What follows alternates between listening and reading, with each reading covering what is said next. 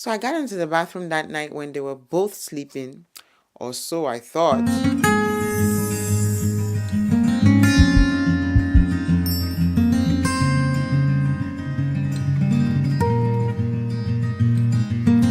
Today is all about School of Fraternal Twins, which is one of the 5 sections of my channel.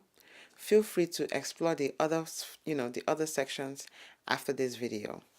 This is like a journal about my experiences with having twins as my first kids. When they were younger, I would hear baby crying, but they really weren't whenever I would check on them. This used to happen to me anytime I was in the bathroom, taking a shower.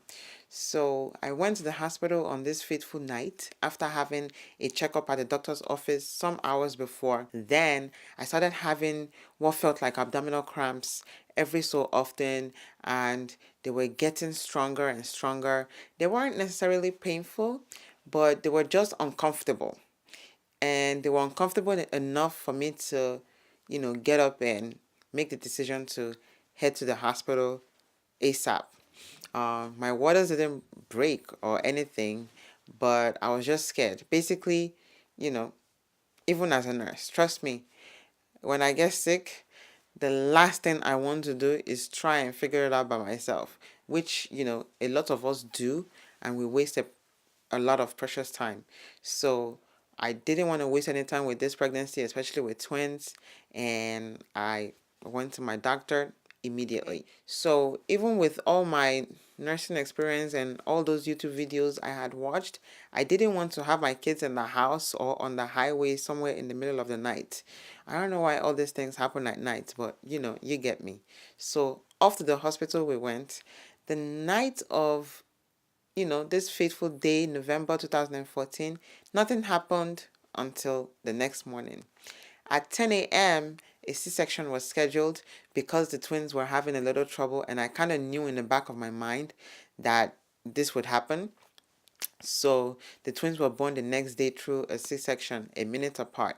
We actually had our Thanksgiving celebration in the hospital that year. The first night back from the hospital was definitely weird. We went from 2 people in the house to 4 people overnight, right? How are we going to take care of 2 children? I didn't go to any class beforehand. Big mistake. All right? You need to get some remedial courses before you have a kid in your house. But I just reminded myself, one day at a time. And then I changed my mind and I said, you know what? 1 hour at a time. I looked forward to taking a hot shower in my bathroom because I hadn't taken a good one since I was in the hospital. So, I also had a bad reaction to morphine.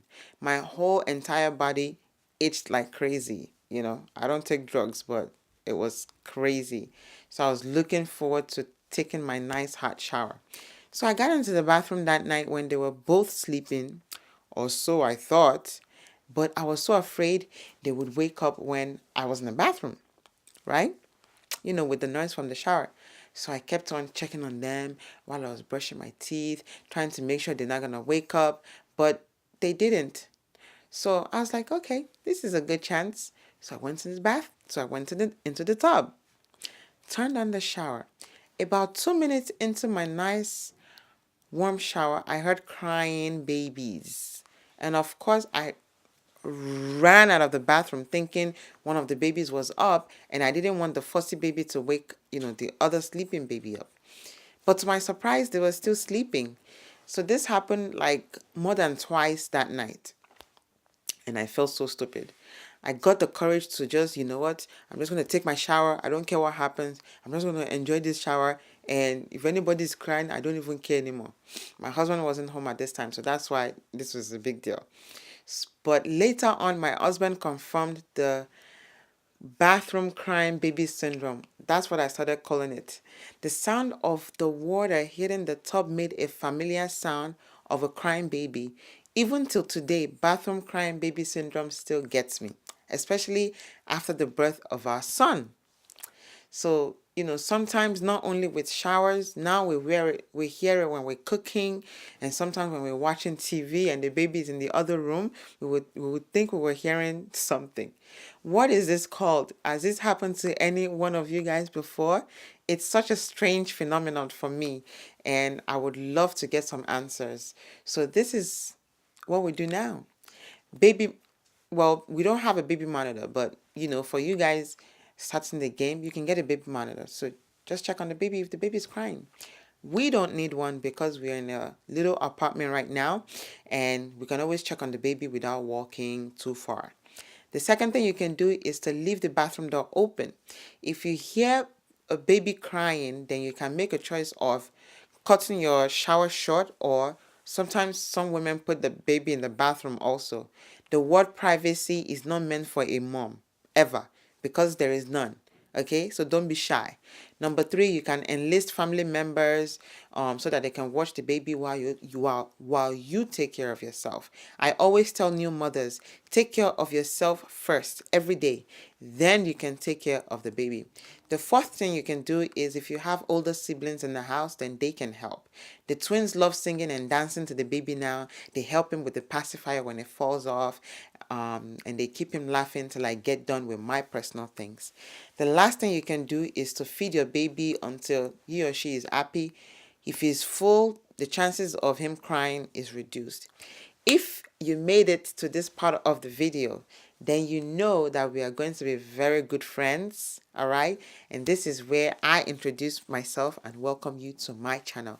My name is Laraddiji, and you're most specially welcome to this family.